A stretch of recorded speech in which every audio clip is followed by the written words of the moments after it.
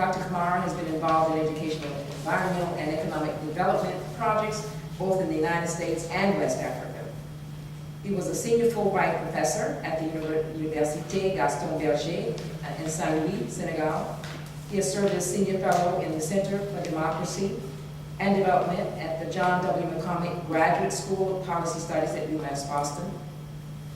Dr. Kamara served as Dean of the College of Public and Community Policy Studies at UMass Boston. And he also serves as chairman of the Africana Studies Department at the University of Massachusetts, Boston. He was a Fulbright scholar at the Université Nationale du Benin in the Republic of Benin. Among the numerous publications are The State of the Race, Creating Our 21st Century in 2004, co-editor and contributor to the African Heritage Studies Association Outstanding Book Award of the Year, and Socially Responsible Investment and Economic Development, the editor. This is a 1987 publication. So thank you very much, and please help me welcome Dr. Kamara. Thank you very much, Joyce.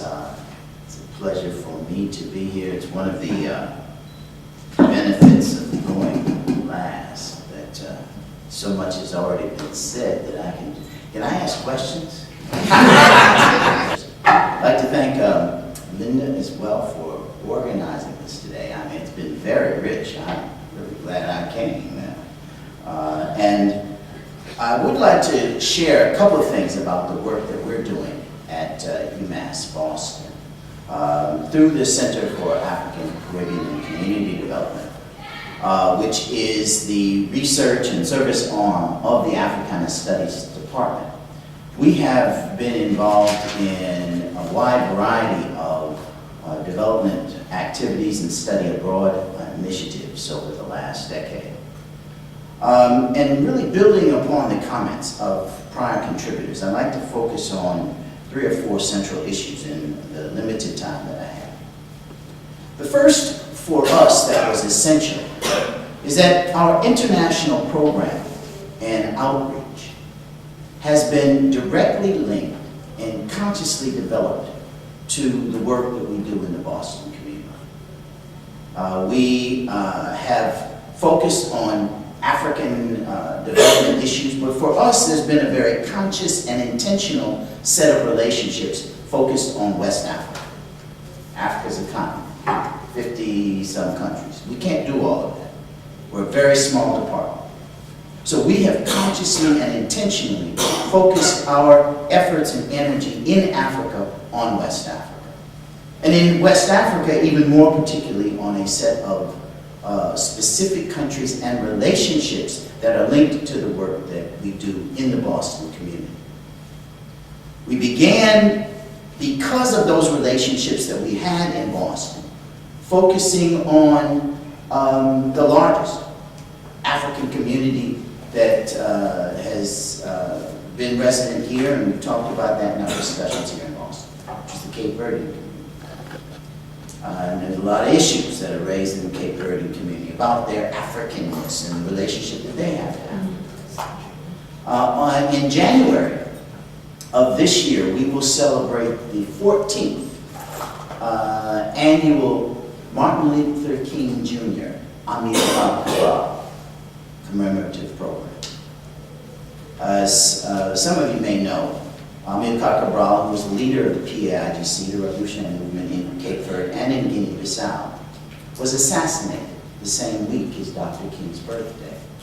And for us, this has been a bridging point to allow us to engage discussions, particularly among students, both university and high school age students, in a conversation around the importance of these particular leaders, but leadership in general, in building solidarity in liberation movements, both here in our local community and in Africa. And so we will engage this year on January the 17th for the 14th year, but it has been part of a consistent program of outreach for us with the Cape Verdean community. As well, we have focused on our relationships in the Caribbean community.